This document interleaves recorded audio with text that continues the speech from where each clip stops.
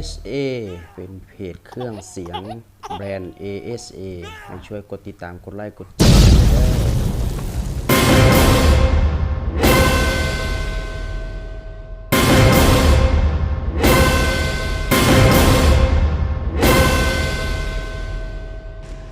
สวัสดีท่านผู้ชมคำคุยเครื่องเสียงในลาวเนาะหรือว่าเพจ ASA แล้วก็ YouTube คำปุ้ยซาวนี่ประกอบลำโพงไลเล่12 นิ้ว2:1อ่ะนี่ก็คืออุปกรณ์ที่คำปุ้ยใส่นี่คือเน็ตเวิร์ก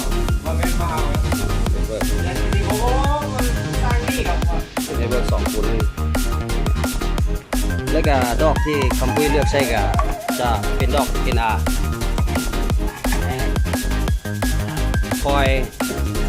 75รับประกันโดยอาจารย์เอาออกหน้าฟองแนวเป็นไส้มาแล้วเนาะรับประกันคุณภาพคำปุ้ยก็เลือกไส้แต่สลายคำปุ้ยจะเลือกไส้ถ้าให้คำปุ้ยประกอบให้คำปุ้ยจะไส้ตัวนี้แหละ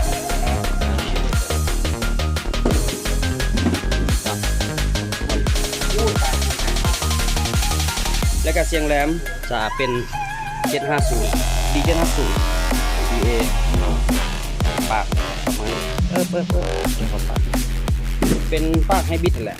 ตัวนี้จะแถมมาให้กับตู้เลยจะแถมมาให้กับตู้ถือว่าเขาแถมมาให้เลยรวมมานี่เลย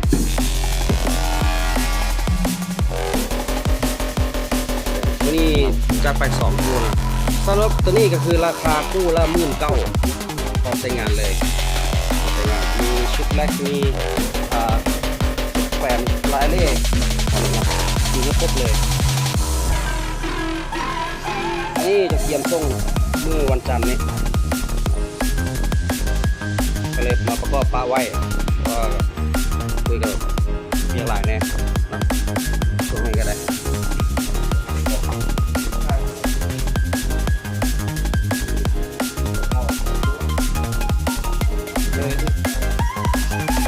นี่ก็ตู้ทางในของตู้ก็เป็นไม่อัดแท้นะครับเป็นไม่อัดแท้เด้อ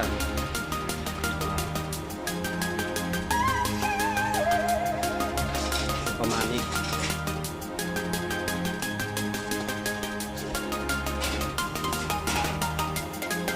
ด้านหลังก็จะประมาณนี้ไม่อัดแท้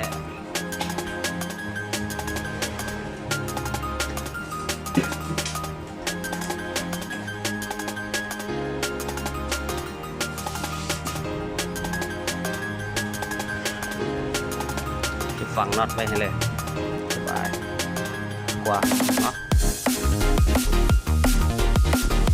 นี่ก็คือดอกตัวใส่ไม่ใจแท้ก็จะใส่มือนะดอกมันมีนี่ก็อาจจะเป็นแบบสีพวกนั้นนึงแต่ว่าแพ็คเครื่องขายแพ็คเครื่องส่ง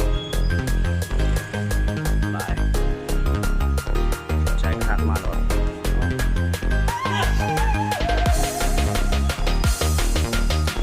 อาจารย์ให้สร้างเป็นกำลังเชื่อมให้คือเป็นหลังจะมีแผงวงจรให้เป็นหลังเราเชื่อมไปดูแผงวงจรแบบนี้เลยเพิ่มความสะดวกความง่ายให้แล้วก็เพิ่มความงามให้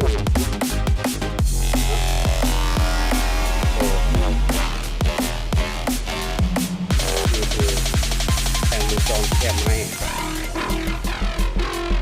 มันจะสะดวกกับการใช้งาน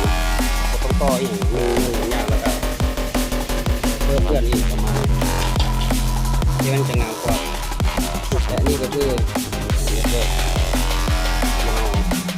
สร้างกระเชื่อมให้เป็นเน็ตเวิร์ก2:1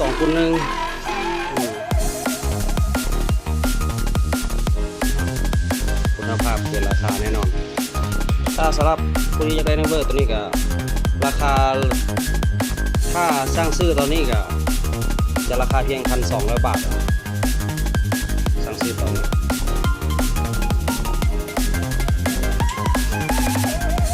สร้างเขากำลังเสียมให้เดี๋ยวเขาก็ประกอบกันจะใส่เฟสหลังก่อนคำพูดจะขอแนะนำเฟสหลังแล้วถ้าหากว่ามันปิ้นบุทึกหลวงก็สามารถปิ้นกลับด้านใดเด้อสามารถปิ้นด้านใดก็ได้ถ้ามันทึกหลวงที่ว่าเราจะนอนลงกับปิ้นไปด้านใดก็ได้เนาะตอนนี้เขาเพื่อจะปิ้นใส่ลงนี้ให้ก่อนไปก่อนเนาะ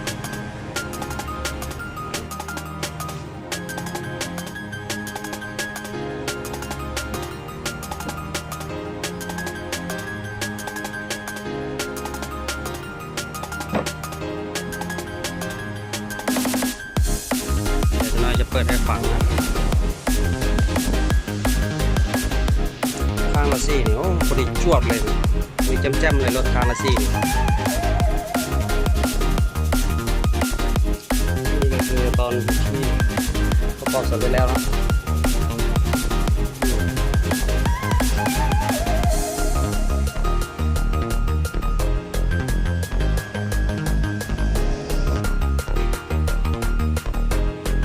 อันนี้เปิดโดยที่ได้พลาดเนี่ย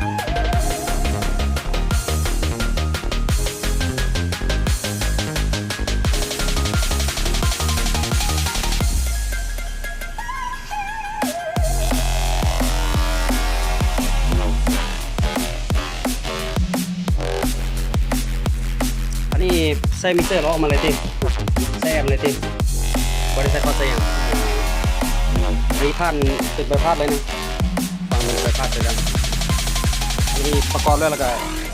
เขียนแค่ข้าวกล้องถึงเก้าจะส่งให้ลูกค้าสนใจ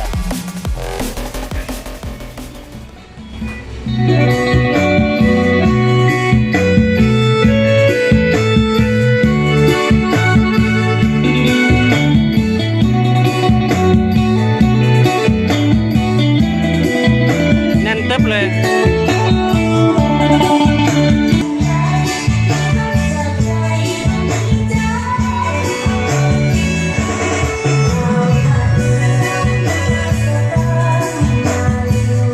รู้สึกว่าเริ่มหิวข้าวแล้วมือสั้นนะ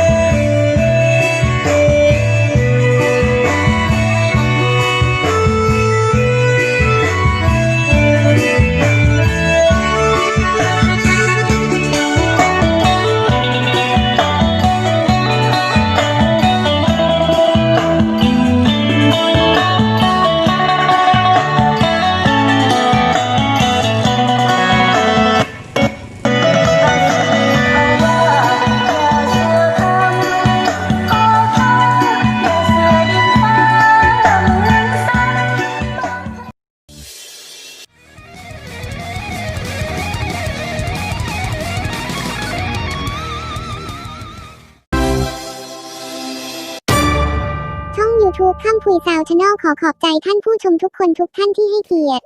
ติดตามรับชมและ Subscribe กดไลค์กดแชร์เป็นกำลังใจให้ตลอดมาและความคิดเห็นดีๆ ที่แนะนำเพื่อให้คำปุ้ยได้นำเอาไปพัฒนาตัวเองเพื่อให้มีวีดีโอต่อไปได้ดียิ่งขึ้นช่อง YouTube คำคุยซาวชาแนลเป็นช่อง YouTube น้องใหม่อ่อนประสบการณ์ขอให้ทุกคนทุกท่านเมตตาแหน่ด้วยค่ะ